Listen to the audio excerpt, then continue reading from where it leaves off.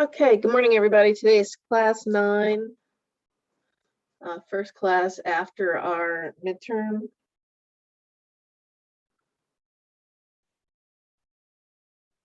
So today, I don't have a lot of new stuff to go over with. What we're going to do today is we're going to talk about the midterm exam and go over some stuff about that. And then we're also going to begin begin the final project. And we're going to do a complete overview about that and kind of go from there. So I want to review the midterm exam because there was like a lot of variety in the output and the turnout for that. So I wanted to go over a couple of things for some people. There were a few people that did really well, and then there was some other people that had some difficulty and stuff like that. And it's a lot of it due to this crazy semester. So I don't want you to worry about that. If you did get a grade in Canvas, that'll be your midterm grade as well. So those have already been processed and they're already in there. If you don't have a grade, that means there's still some issues if you turned it in a Revit file or if you weren't able to. So let's go ahead and just kind of review that. And those of you that I need to talk to separately, I'll shot an email to, and we can talk about things about what we're going to do with your grade. So let's just go ahead and jump through all this, and then you can also ask any questions that you had in regards to like trouble you had with the midterm, if you have any questions. But for the most part, most people got the walls correct, how to change the walls. A couple of things that I noticed on here, and then someone when you open up a new template, always make sure you go to new, and then always make sure you go to architectural template.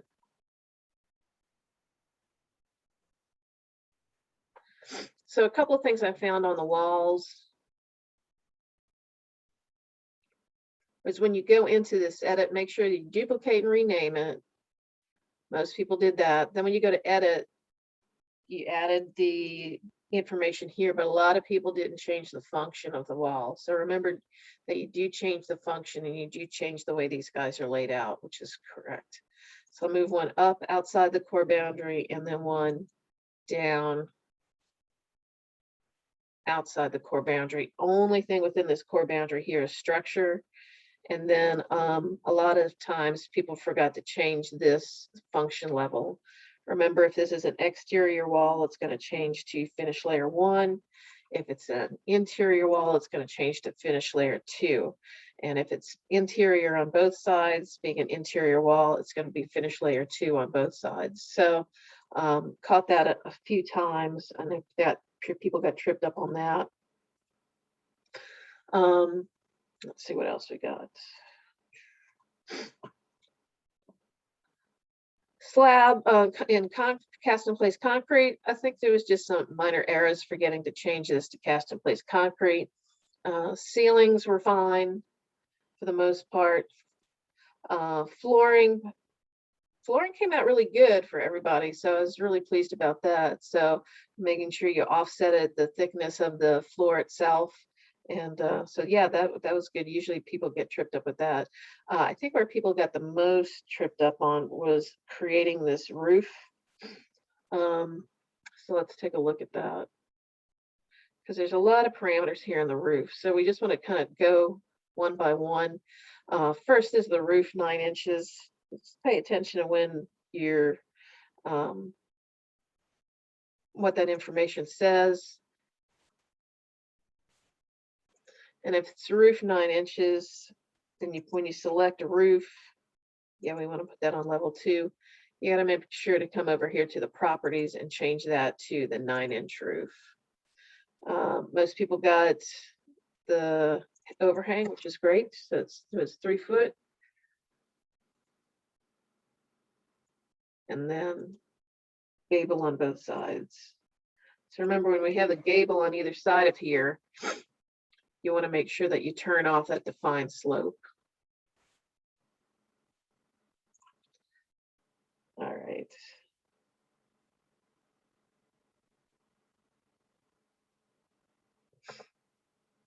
And then fascia gutters, you have to be careful where you place them. They were placed in some in the wrong places. Make sure that you place them in the correct place. And then doors, windows, nobody had a problem with that. Site always trips people up, and then sometimes these sheets. So let's go over that real quick, and then we can jump into talking about the final project. So to create a site, remember when we're creating a site, we want to always be in site level. And then we want to go to the massing and site tab, this modify site panel, and we're going to start with this property line tool. Property line tool helps us create the size of the site that we want. And as we move into the second part of the semester, we're going to use this a little bit more in how to create offsets and things like this, so we have the right measurements for our site. So that's pretty easy to create, so we'll check on that. But this isn't your site. This is just your property line. So we actually need to make the site itself. And by doing that, we go to topo surface, massing and site tab, model site panel, topo surface tool.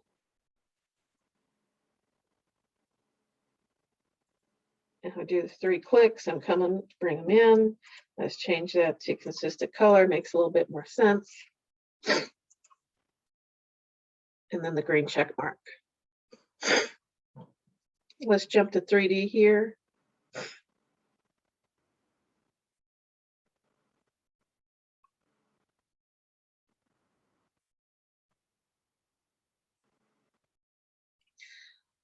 Some people had trouble connecting their roofs, their walls to the roof.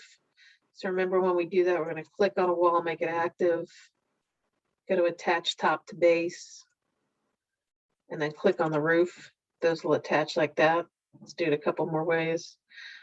Remember, click on the wall, make it active, attach top to base, and click on the roof, and that'll join those together. We only want to do this with the exterior walls. I'm going to do this with 2 more walls at the same time. If I click on this wall and I right click and I go to select all instances, visible and view, it's going to select all of them. Now I can do attach top to base and click on the roof, and they all get attached at the same time. Or you can click on one and then hold the control key down and pick the others. So lots of different ways to attach that. So the other big thing that people got tripped up on the site was getting rid of the site material that's inside the house. So how we want to do that is go to split surface, click on the surface that you want to split, and then you're going to draw the shape around the perimeter of the house. So I'm just going to use this rectangle tool.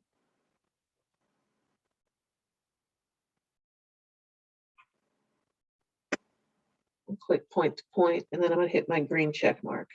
And I think this is where people get tripped up. You're forgetting to delete this piece of material.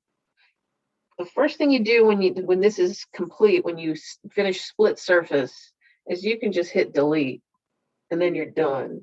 Now we can see inside the house, that piece of ground is gone. We're all good. I think people forget to do that while it's active. So when it's active, you got something that looks like this, and then it gets a little frustrating to try and get this piece back, depending on the angle you're at or anything like that. So next thing you should do is just click on that piece of site and just delete it.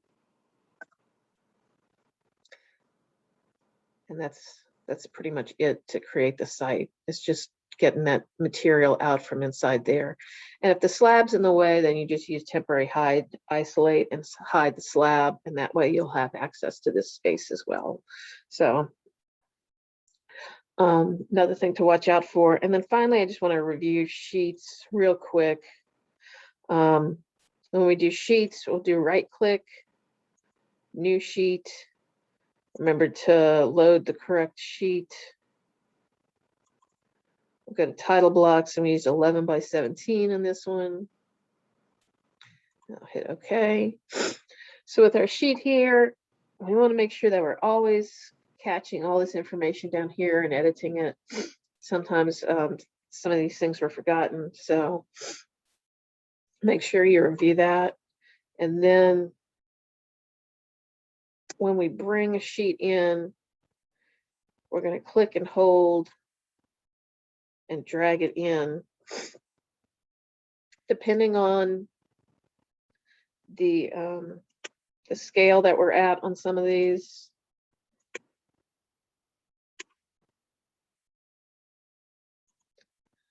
Obviously, we're going to have something weird that looks like this. So there's just some little adjusting that you need to do. I could probably bring this up to scale a little bit more. Remember, we need to adjust this drawing tag so it's smaller like this. Click outside of that when that's off. Bring the drawing tag underneath the lower left-hand corner of that sheet. And then, of course, we've got these elevation markers that are way too far out here.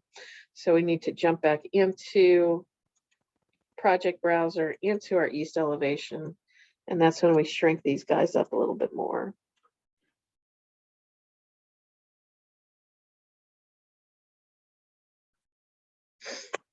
Oh, I just unlocked it. They should move together. There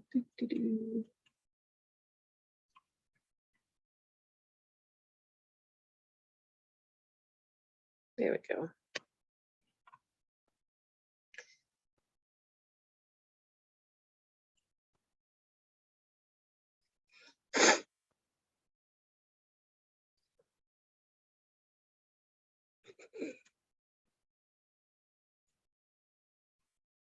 And then when we jump back to the sheet, we have something that looks better like that. So all these little things are going to be something that if in any kind of firm that you're at, they're going to throw this stuff back at you. And that's the reason that we do it this way, kind of thinking about what this final drawing is going to look like when you send this off to have your plans reviewed or bring it to a contractor or something, to make sure that everything's set in place so it's easy to read. Because sometimes some of our biggest problems happen when a contractor can't read this, read the plans, and then that becomes a change order and all this other stuff, and it just kind of runs up money. So we always want to make sure that we exact as possible when we're creating our sheets. But we are going to have a lot more time to create sheets, especially in the second half. But I did want to kind of touch base with a lot of that stuff with y'all while it was fresh. So let's go ahead. Any questions about the midterm before we move on, y'all? I have a question. So for mine, I've noticed that my Revit makes different files. Like I'm not pressing anything, I'm not creating like more saved files or anything, but for some reason, every time I move on to like something different into Revit, it like creates a new file under the same name of my saved project. Like so I had like 4 different midterm projects. Something like this. Yes. Yeah. And so that's why, like you said, that like you were like, oh well, your slab wasn't changed, and I was like, what? I did all that, and then when I would go into my Revit, it showed everything that you said was missing, and so I'm like, well, what? I don't know. Like it's really confusing. That is very frustrating. Revit does do this automatically. It's a way to save kind of backups for you. You just have to make sure that you're using the most recent one, obviously the final one. You can delete these old ones, but sometimes they're useful in case anything does happen. But yeah, you just got to make sure that you're using uploading the most recent one that you actually have the name on, and it doesn't have a number on it. But I did. Like I thought I had erased them, but then I guess like there were 2 others that like were, and I guess I gave you one that didn't have everything on it. So yeah. Well, I'm gonna we're gonna talk offline about that and what we're gonna do about that. So If you don't have a grade on it, or if you have a question about your grade, then, let's talk offline, and Okay.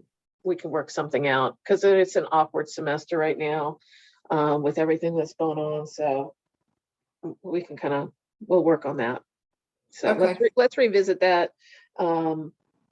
And let's concentrate on going forward with the new one, with the new project, because this is going to give us a full half semester to actually do this and get all this information to you properly. But don't worry about don't worry about the old problems. The new problems going forward are definitely going to have to be, everybody's got to figure out a way to work in 2020.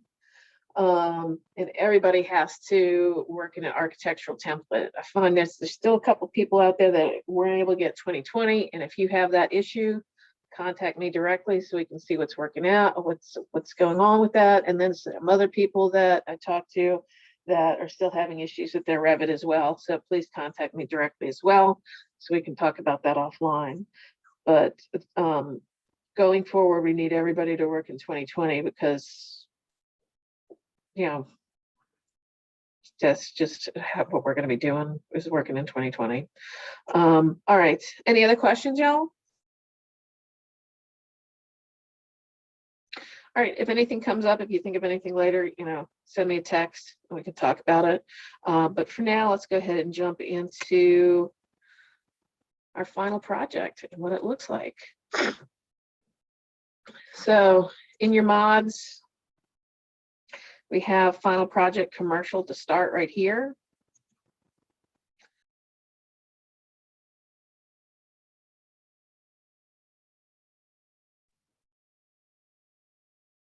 Can y'all hear me? Because my Zoom just acted weird. Yes, we can It hear cut you out now. for a second, but it's good now. Okay, cool. Thank you. All right, let me minimize it. Can y'all still see my screen? No. Okay. Just the classroom. Okay, let me reset that.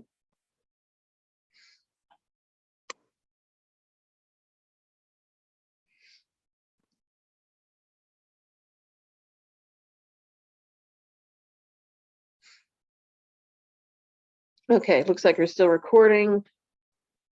And y'all should be able to see my screen again. Yes. All right, cool.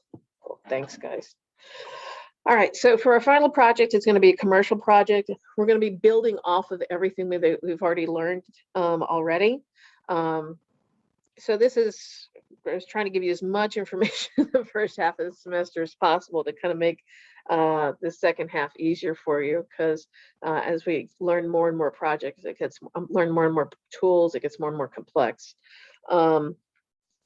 So let's talk about the final project and what it looks like. If you want to go ahead and open up that on Canvas. This is actually going to be the beginning of our final project. It looks pretty intense, and it's going to be 3 to 4 stories that are going to be involved in this. And then we're just going to add a lot to it. But to start with, we're going to be using those basic tools that we started with for the first project. So this is basically going to be due, what did I say, the 9th? Yeah, this is going to be due on the 9th. That way I'll give a chance to review everything on the 10th, and then you'll have that back by, by the start of class on the 11th. So let's talk about this and how we're going to create it. A lot of it's based on the format of the midterm project.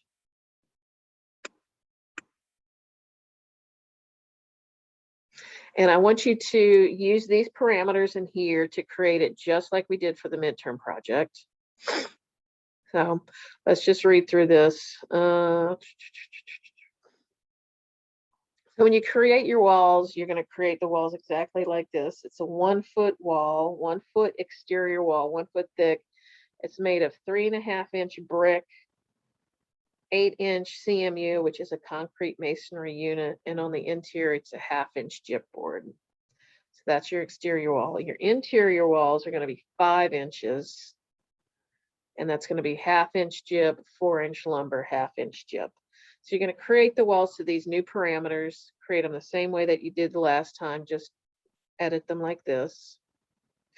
When you lay out your walls, we'll talk about dimensions. A wall should be locked using temporary dimensions, especially your exterior walls, just like we did before. Add windows and doors. You're going to create an 18-inch slab with cast in place concrete. You're going to add your finished floors. You're going to add your ceilings. This is the one thing that we didn't get a chance to cover in the first half of the semester, but this is called paint. So there's a way that we can paint the walls. We'll talk about how to paint next class on Wednesday. I want you to concentrate on the stuff that you know between now and Wednesday, and we'll just talk about paint Wednesday. Roof, you can create any way you want. So any type of roof you can create. Don't include the stairs because we haven't done stairs yet. And we're going to talk about stairs and things like that. The point is to make this design as complete as possible. As you know, we're using this as a renovation project. So we're taking this 1-story building and we're going to be coming in as a design team. You have your own, think of it as your own firm. The client comes to you and says, this is what I have and I want to change it into this building. And we're going to go through the specific steps in an architecture project, how to create that, how to update it, schematic design, design development, things like that. So come in as a mindset of your firm and how you want to present this idea to your client. So before we get to that, we want to have a little bit of fun and create something that is all up to you. You can use any kind of materials or anything you want. You can make this place look as dilapidated and run down as you want, as dated as you want, as funky as you want. So that way, when we start and we can compare the original model that you started with, that somebody came to you and said, can you renovate this? Can you come up with these ideas for me? And what you end up as like your showpiece at the end of the semester. So that's kind of the idea behind this. But in order for us to actually renovate it, we need you to get started with it and to create that original model.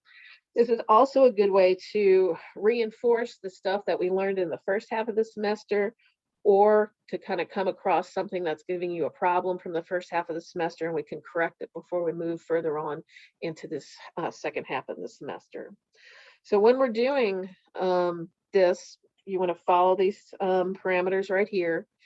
Obviously create your walls first. It's always the best thing to do. And then let's take a look at the actual floor plan itself.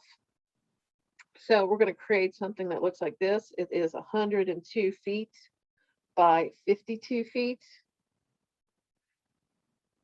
And then we've got our dimensions here. This is 10 foot, 5 foot interior wall, 15 foot, 45 foot, and then 28. We've got our hallway. We've got our placement of our windows where they should be. So everything's pretty much here to help you get started and to draw this to the best of your ability. Any questions about this, y'all? It's pretty straightforward. Is the PDF for this open yet? Because it's telling me it's forbidden to open it. Thank you for, yeah, it's supposed to be. Let me jump back to that.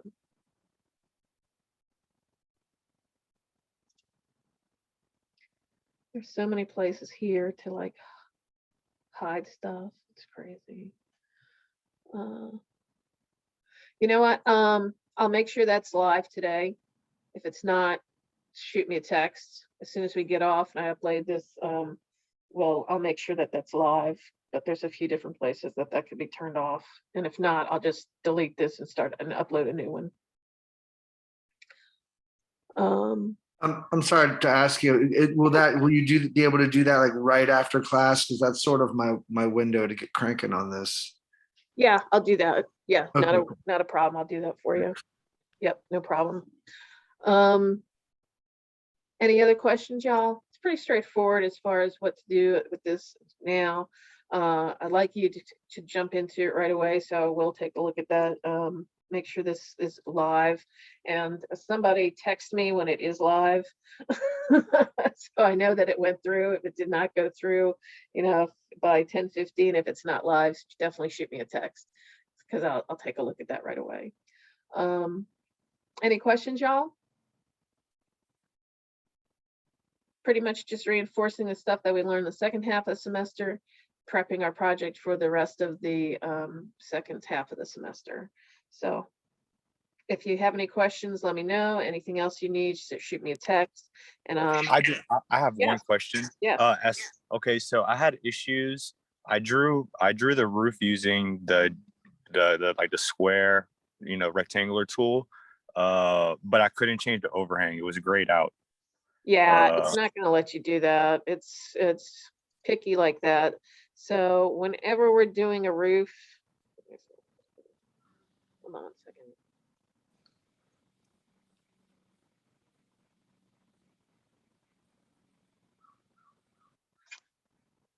Yeah, whenever you're using a roof tool, you always want to go to roof. And it's going to default to exactly what you need. You don't need to change that. This is not going to work for you. It's not going to give you that offset button. So always use it. Defaults to boundary line and pick walls. As long as these two are set, then you can change the overhang. If I change this to here, my overhang is gone, but it's going to give me this weird offset, which is going to give me something else. So basically, don't change that to use the rectangular tool in this one. Always for the roof, just use the boundary line and the pick walls button, because as you can see in here, it's not going to let me do that. Or it will be like some kind of, oops, let me try that a different way.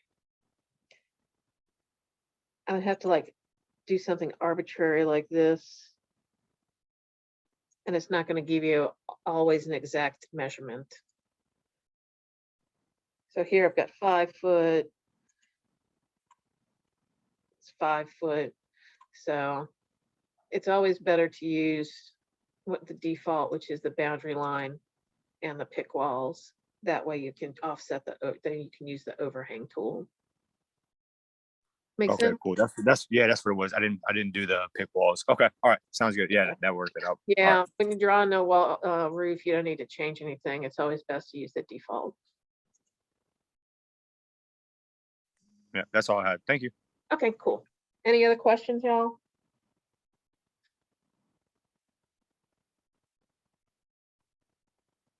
Okay, if there's no other questions, I'll go ahead and finish class out. And we'll come back on Wednesday and review your stuff. Hopefully everybody will have a chance to get some kind of progress on here, and I can take a look at all your projects, and then we can talk about how to create paint and just get everybody set, level set for next week. And we'll be starting the renovation work a week from today. Yeah, one thing, Miss Michelle. Yes. When I selected when I did the split on the surface, Yeah. I just assumed it was going to delete itself. Yeah. When I selected it, I just assumed it deleted it. It just automatically going to delete. Yeah, that No, it didn't go anywhere, so I went back and picked it and deleted it. So okay, yeah, it happens a lot during this when you're doing this the first couple of times. I mean, especially in Revit, if you get one step, it's like, well, that's not correct. You need to remember all the steps. But I bet you won't forget that for the second half of the semester. Oh, no. I got So yeah, that's no problem, and thank you for explaining that, but hopefully this helped you too. Thank you. All right, cool. Thanks, y'all. If you need anything, shoot me a text. I do have a question, Michelle. Yes. It's gonna be offline though. It's not about this project. No worries. Just why don't you shoot me a text if you need to talk to me separate, shoot me a text, and that way I can get everything set up for this class. Make sure there's everything is live, and yeah, if you need to talk one-on-one, you can always shoot me a text and we can talk about it. All right. All right. Thank you. Thanks, y'all. Take care. Bye.